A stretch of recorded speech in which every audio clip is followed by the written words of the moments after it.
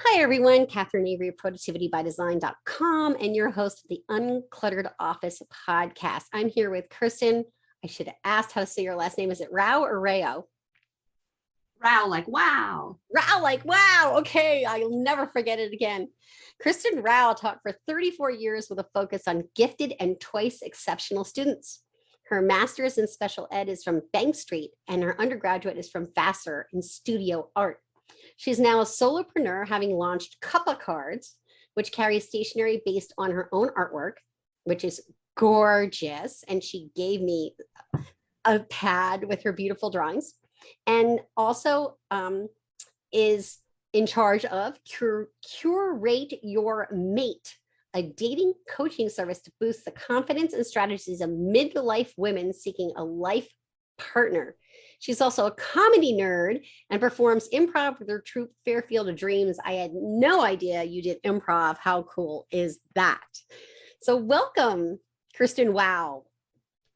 I love it. Oh dear, you're going to call me that from now on. It's great to be here. Just to annoy you. It's super great to be here. I am just so grateful to be on your podcast. I think you're serving a population that needs as much affirmation and strategies and kindness as possible. Couldn't agree more. And even though we're recording this way in advance, this is coming out on Thanksgiving. And Thanksgiving is a day to be eating a lot, but it's also a day to be grateful. And I really love bringing on someone who's a very special friend on the Thanksgiving episode, because I know we're going to talk about things that aren't just how to file your paperwork. Although someone I had on for Thanksgiving actually did talk about filing your paperwork, but we also talked about a gratitude practice. So today is going to be a little different. Because Kerstin comes from a background of dealing with the twice exceptional. I am 2E. I joke that I'm 4E. And let's say what 2E is. So twice exceptional is you have two different learning things. Does that sound sort of, when you boil it down? So for mine are that I'm gifted and have ADHD. It also so happens that in the past I've dealt with anxiety and depression, which is why I joke that I'm 4E. And Kerstin, you are 17E? Just kidding. Oh, I love it. I'll take it. I am abundantly E. So yes, in my world of gifted education, 2E means that a child is demonstrating intellectual capacity, usually 2 deviations beyond the mean. And in less technical terms, it means that you're dealing with a kid who at age 9 can maybe do reading on a 14-year-old level. Maybe they've got math at a 16-year-old level, but they're 9, and maybe their emotions might be at an age 5 level. Yeah. This is the kind of kid that needs the most warmth, the most flexibility. They need kindness and humor, and they need lots of openness to explore their intellectual passions. Right. And it's interesting to say that because, of course, I'm 55, almost 56, and that just wasn't the knowledge base when I was growing up around the special needs kids have around both giftedness and ADHD, and any of them, really, quite frankly, autism spectrum disorder. None of it was really ever well dealt with. So there was suck it up, buttercup, or if you were a girl who was inattentive type, you were daydreaming and you weren't a problem, and you were probably skating by on your intellect because you were gifted. So you were probably a solid B+ student. But if anyone had seen, oh, your ADHD is getting in the way, we can help you with that, would be an A student. So these students fall through the cracks, and I'm one of them. I was very blessed. My parents saw that I was super smart, and they moved me from a public school where I was falling through the cracks into a private school where at least I was with kids who were a lot more like me. And this will tie well into compassion, because the kids who I was dealing with up through 5th grade were not terribly compassionate. That I didn't make sense to them. They thought I was a snob because I always had my nose in a book. I was always reading.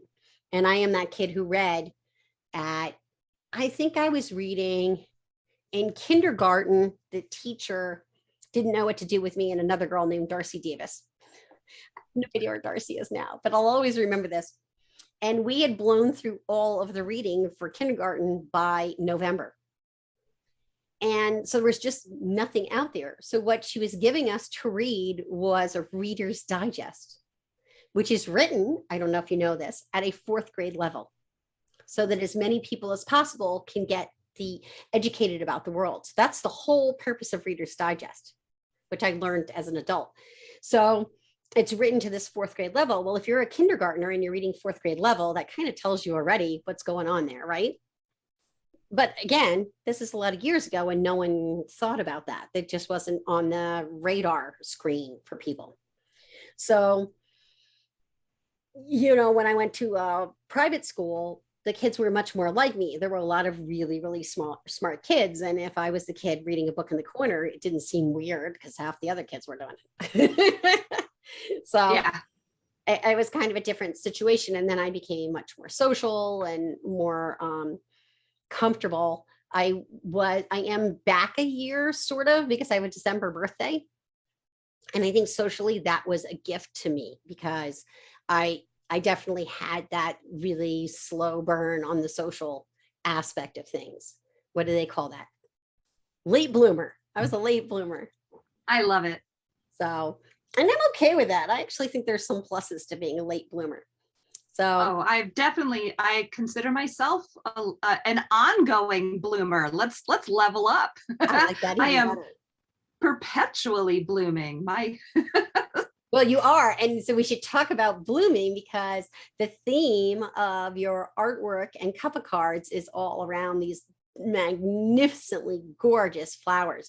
I especially enjoyed what you just posted, which was you, and I can't remember what it's called when you speed up the video. It's called a time lapse. Time lapse. So you did a time lapse of you drawing your latest bouquet, which I assumed was a Christmas bouquet, like a holiday bouquet, because it had red and it had that one that you said looked like candy canes. Yes. And it had some pine cones and pine needles, and it was just stunning and so fun to watch you as you did the time lapse drawing. Because I'm like, when does she ever use the eraser? Does she ever make it? Because I'd be there like, oh wait, stop the time lapse, I have to erase. It's funny you say that because maybe this is something that has come with age for me and lots of drawing experience. It used to be the eraser was my best friend. And I really couldn't even sit down until I had exactly the brand of Stettler eraser from Germany. It's this little white eraser. It's my favorite. And I only when I had the eraser in place did I feel ready to begin. And now at this point, I just go right in there with an ink pen. I think I think part of what allows me to do that is I'm not thinking about me. I am not thinking about my performance. I am not thinking about perfectionism or what the ultimate product is going to be. I'm looking outward at the actual blooms and I'm curious. And I let my pen follow my curiosity. It's a real shift in mindset from me, nervous, how I'm going to be judged, to what's going on out there in the world? What am I really seeing? Being very present in the moment, and your entire ego disappears. Nice. So that kind of goes along with our discussions of productivity and being kind to yourself. There is something very positive about focusing outward. And I love the word curiosity before we go to kindness, because I'm not going to let kindness go. Curiosity is something we've been talking about a lot in my coaching program, that as coaches, we view our clients with curiosity, with just, hey, where are you at today? No judgment. Just taking them and holding the space for them wherever they are, and then helping them see how they can be curious about things, how they can experiment with things, how they can get ready for this play.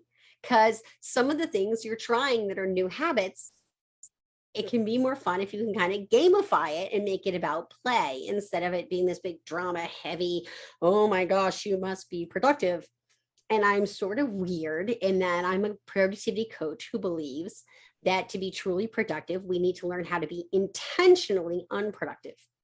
We're all unproductive. Great concept. Right? We're all unproductive. At some point in the day, we've had it, our brain is shutting down. We're done. We've had too many meetings. We had too much and our brain is done. And now we do something like turn on the TV mindlessly or play Candy Crush. That's a big one for me to calm my brain down. We do something that may not be the best use of our time and we waste time. Instead of saying, I'm going to take a break and I'm going to take a nice walk in nature, or I'm going to have a nice dinner with my husband or whatever. And so when we go back to work, we're rejuvenated. We've refilled the well, right? Because we've done something intentional that we really love to do that lights us up. May not be really refilling the well with a game of Candy Crush, you know? That's so interesting. I like how you pointed that out.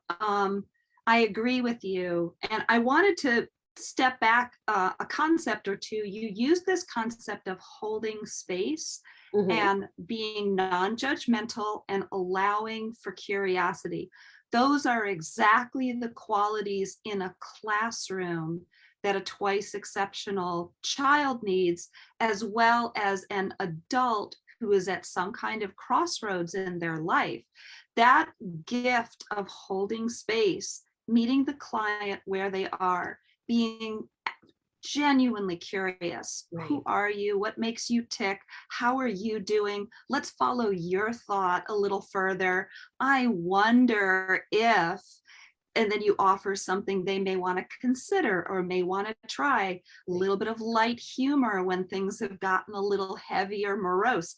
All of those qualities that make for a really positive classroom experience also makes for a really wonderful coaching experience. And dare I say that those are all great questions to ask when you're on a date. Yes, that's true. So, about dating, right? You know, when I stopped making it, I've got to find a husband, and made it about, I'm just going to go have some fun and have some dates. Guess what happened? I met my husband, right? So what you've spoken to is a shift in mindset. And I went through that in my 40s. I began my dating process in a pretty anxious, banged up state right on the heels of my divorce. And what I didn't realize is that after being with one person for 17 years, and that ends, as much as you were ready for it, you thought, and you're like, this is the right thing, and you know it's the right thing. But there's something about your being that when you go out, you're trying to fill the vacuum. Right. You're trying to put somebody in that comfortable place that had been filled, maybe imperfectly, maybe not a great match, but at least that space had been filled for 17 years in my case. And I was anxiously trying to fill that void. And one thing I recommend to my clients as they go through the dating process in midlife is to take a break. This speaks to exactly your productively unproductive moment. I took several dating breaks. I would have a series of dates where I was meeting weirder and weirder guys. And I was like, you know what? Pause button. I'm attracting guys that aren't a fit for me, which means I'm putting something out in the world that is miscommunicating my intention. Right. So I would pull back into myself. I do all my favorite things, read, draw, walk, see friends, fill my own inner emotional well. And I would write in my journal, what exactly am I looking for? Who am I? What is my profile saying about me? What is my behavior on a date saying about me? And by bringing that sort of intentional consciousness and reflecting on me, I began getting better and better quality dates. Nice. Yeah. Until you got the primo. Oh, gosh. I had to the primo if you want. The most amazing husband. I'm just the luckiest person in the world. But I had to earn it, girl. I dated, ready for some statistics? in an 18-month period from when my divorce papers were signed to when I finally found an amazing partner, in an 18-month period, I dated 70 men. Wow. 70. Now, I was not sitting there as like a trust fund baby. I was a working single mom to a 10-year-old daughter in the suburbs, where this is not like the city where you scoot around and you can bump into people. And nope, I treated my dating as a second job because I had a very clear objective. I wanted the most amazing partnership of my life. Nice. That's what I was gunning for, and happily, that's what I got. I'm so happy for you. That's amazing. You guys have been together quite a while then. Yeah, we have. I think we met in 2009. Yeah, I think we met in 2009. And then we're still dating other people and stuff at the beginning. Right. But then we kind of realized by getting to know each other better, we're pretty aligned and we're having a really good time. So then we had that exclusivity talk that you have to have. You're like, because you want to put your cards on the table. I love something. There's something Brene Brown says, which is clarity is kindness. Mm-hmm. And I've used that as my mantra ever since reading that in, I think, Dare to Lead. I think that shows up in her Dare to Lead book. But clarity is kindness. Guess what? You can't be clear with other people if you're not clear with yourself. Right. Yeah, absolutely. Absolutely. I have, when I turned 30, I decided that this whole goal of getting married and having babies was just hindering my life. And I had a very good career and everything else. So I was like, I'm letting that go and I'm going to have a different goal. And so I made a goal. This is a very funny story. I made a goal that between 30 and 40, I would step foot in all 7 continents. And I'll never forget how people were about it. Well, what if you meet someone? What if you get married? What if you have a baby? What if? It's just a goal. It doesn't mean I have to accomplish the goal. It's just a goal. And so when I turned 30, I went to Latin America, to South America, and I went to Bolivia and Peru. And then my next trip was to Europe, and I'd been to Europe, but I went again. And then at 33-ish, 32, 33, I don't remember exactly, I went to Asia and traveled all over Asia and came back. And not long after that, maybe not even a year, I met my husband. And I was dating and, whatever. And we met on a bridge outside of his work. And I was just open to whatever was going to happen. And when I met him, nothing happened. Like, we kept bumping into each other for 2 months and he didn't ask me out. And then finally he asked me out and I said, yes. And that was it. And I was 34. And people are like, but what about that goal? And I'm like, well, I don't know. We'll see. He'll go with me. We'll work it out. So I did hit 3 continents, right? Asia, South America, and Europe. I'd been to Europe before. And so I still have, Africa and Australia. And I don't know if I really care about, the Antarctica or not. But the point is it was something to sort of take my mind up. Oh, and then the most important part of this whole story, and then I'll finish up my dating life, was when I turned 30, I wrote down the 5 things I wanted in a man that were non-negotiable. And I put that in a drawer. And the 5 things were honesty, similar family values. They didn't have to be exact, but they had to be sort of similar. Sense of humor, intelligent, didn't have to be my kind of intelligence, could be something else. And then the last was likes music or is musical. So the is musical was flexible, but the likes music was huge for me. Those were my 5. Now, there was nothing on there about how he looked, what kind of job he had, what kind of money he made. It was all in that sort of values proposition of what would we have fun? And right away, we were having fun, even going to Home Depot to buy stuff for my new condo. I just bought a condo. This is the irony. I said, this is it. I'm going to be single the rest of my life. I've got my 2 cats. I've got my condo. My friends will visit. It'll be great. Guess who was helping me take the wallpaper off the master bathroom? My husband, when we were dating.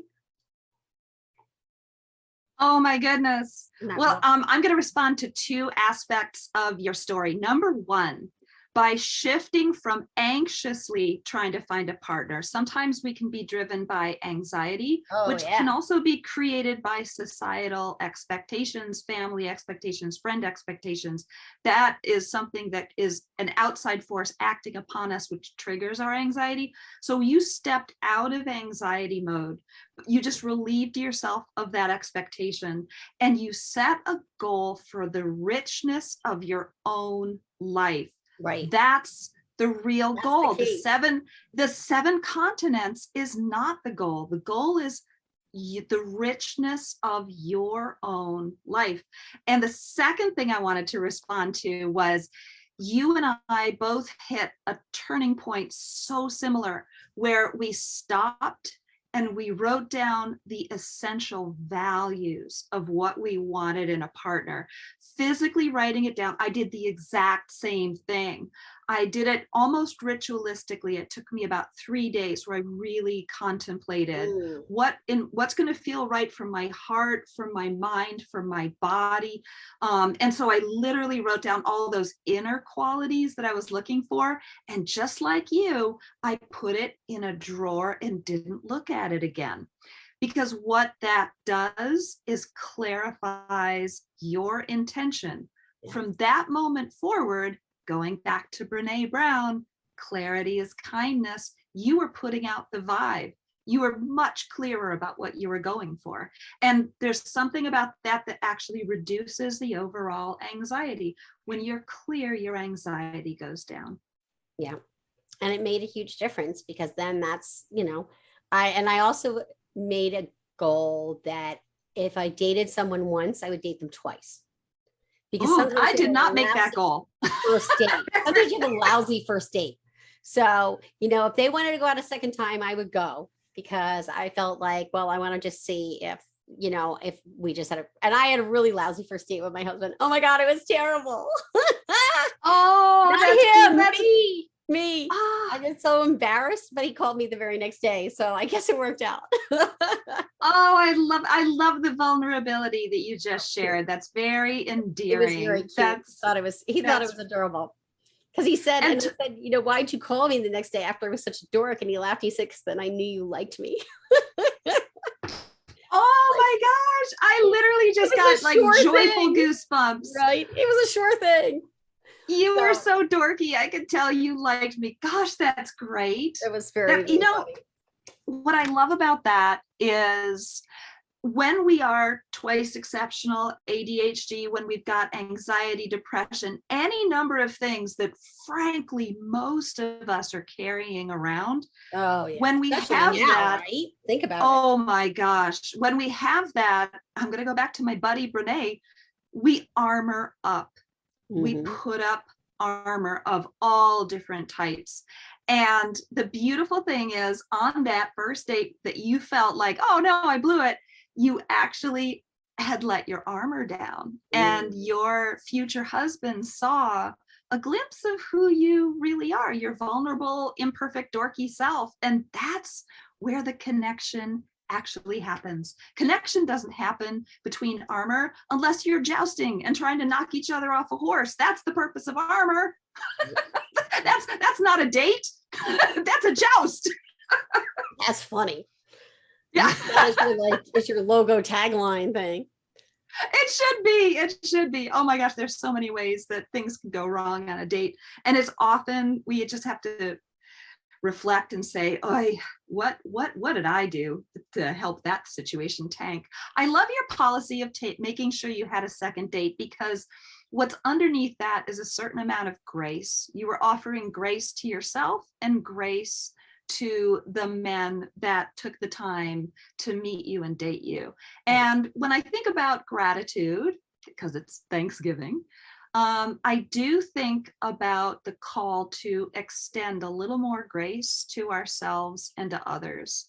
If all of us took some time to do that, not only would we be more productive in our work life, more productive in our personal life, more connected, but I do think that we would soothe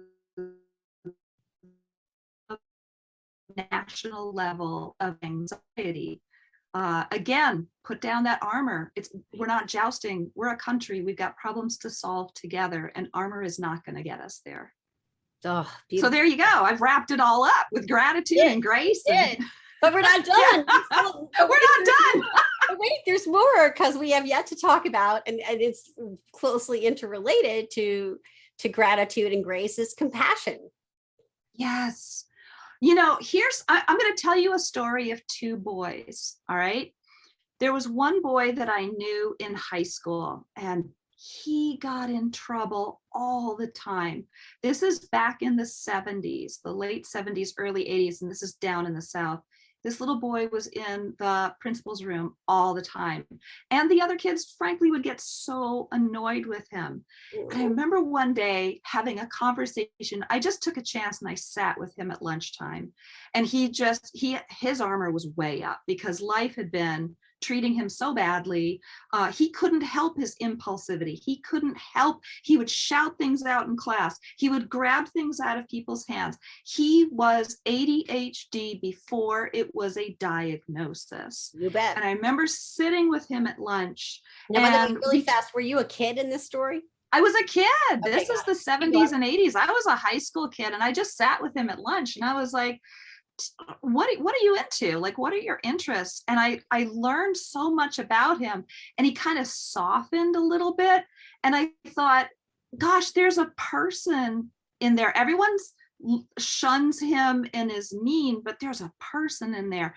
And it really broke my heart because he just kept getting in trouble. And now I'm going to fast forward to when I was teaching second grade in Brooklyn. And there was a little boy just like the one I had known in high school. He was out of his seat. He was bouncing around. He was picking up the thing. He was interrupting. He was asking something. He's like, look, there's a bug. Guess what? You've got a booger. Like, no social filter, no energy filter, bouncing. I started my master's program at Bank Street in special education to serve that boy better, because I remembered the humanity of that kid from high school. It broke my heart. And I thought, I have to up my game to make this the best possible experience for this little boy. And throughout my career, I've seen teachers respond in a restrictive, punitive, authoritarian way. But throughout my career as a student and as a teacher, I've seen teachers lead with heart. Mm-hmm. And I just want to put that out there. Compassion is leading with heart. Compassion is leading with heart. I love it. Yay. I've had two interesting experiences around the word heart. The first was many years ago when I was still designing interiors specifically for offices. Interestingly enough, one of my coaches said that I was a heartist, meaning I was an artist with heart, that I was helping people achieve spaces. And then fascinatingly, I was at a retreat with a gal named Bryn Bruner, who's actually been on the show. And Bryn led this branding retreat / personal branding retreat. So it was a combination of business and personal. And what she came up with me was that I was the keeper of the hearth. And, you know, all you have to do with hearth is add an H to come from heart, right? And I love it. So what is a keeper of the hearth? The keeper of the hearth is the person who keeps the space warm, right? Welcoming, friendly, whatever words we want to use. And that all ties into kindness and grace and compassion. And, you know, in many ways, you were the keeper of the hearth for those kids that are twice exceptional, who bounce off the walls. I mean, so I'm combined type, which means I have both the inattentive and the hyperactive. And hyperactivity in girls can often show up as too talkative. And that was me. Once I finally got in a situation where I felt safe to talk, where I was with kids who were like me, I was very talkative. Still am. Still very talkative. I love it. Do you have you happen to remember a teacher that made space for you, or an adult, or someone who helped you step into who you fully are without the shame, without the punitive aspect? Like, was there someone who did that for you? I think, going away to summer camp helped. Oh. And, there must have been counselors. I honestly, I'm 55 years old. I don't really remember back that far, but there were coaches and things. I had a good experience with, once I got to the other school, once I got to private school, and then in college, forget about it. I thrived. I went to Smith College, which is very small. Oh yeah, it's a seven sister with Vassar. Woot woot. Yep. And did you go to Vassar? I did. Oh, Vassar's a great school. So I went to Smith, and I had my people and my friends and my things, and it was great. But I evolved so much, and I keep changing all the time. So I think it's always a series of mentors. It hasn't just been one. I can't pinpoint to that one person who made it all happen for me, because there've been many. That's really good. That's really good. And I'm thinking back to our whole metaphor of being armored versus being vulnerable. I wasn't anywhere near vulnerable till I was well into my 30s. And to be honest with you, given all the mixed messages and pressures that society puts on women, I'm not surprised. We have to armor up just to get through the darn day. Right.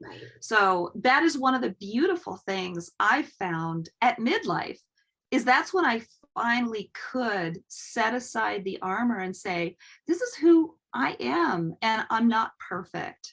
And this is where I mess up. This is my dorky stuff. And unexpectedly, that's how I connected with more people. Yeah. It's kind of extraordinary. So I'm loving midlife. I don't know about you, but awesome. I mean, set aside the usual complaints about, menopause and your body's doing new things. Joints. Yeah. I mean, like that whole list, it exists and it's real, but I happily pay that price for the person that I am now. I love that. That's so beautifully said. And I love that you said all the things you did about how you came to these realizations of vulnerability. And meanwhile, I'm thinking like, this is who I am, and what you see is what you get, and you don't like it, lump it or leave it. And then you're like so gracious around it. I'm just like, don't let the door hit you in the butt on the way out. And actually, just a funny story about that. When we were first dating, my husband and I, we were on date 4 or date 5 or something. I said, listen, I got to tell you something. I really like you. I think we really have a great relationship. And here's the thing. I'm not getting all the way into this thing to find out that you're just not in it for the long haul. So if you're not, there's the door. And he's just like, I was like, because by that point I knew, I was like, I really like this guy. I really could see this going somewhere. And I just couldn't put myself through it again. I was like, I'm just not. I had made the decision I was going to be single the rest of my life. So I was kind of like, if I'm going here, then we're going here all. And it didn't mean that he had to marry me. It just meant that we had to get into the relationship and give it our all and see where it took us. And I did not want it to be like, oh, we'd go on 25 dates and then, you're on to the next thing. And he was never like that. He's not. I mean, we're together 21 years.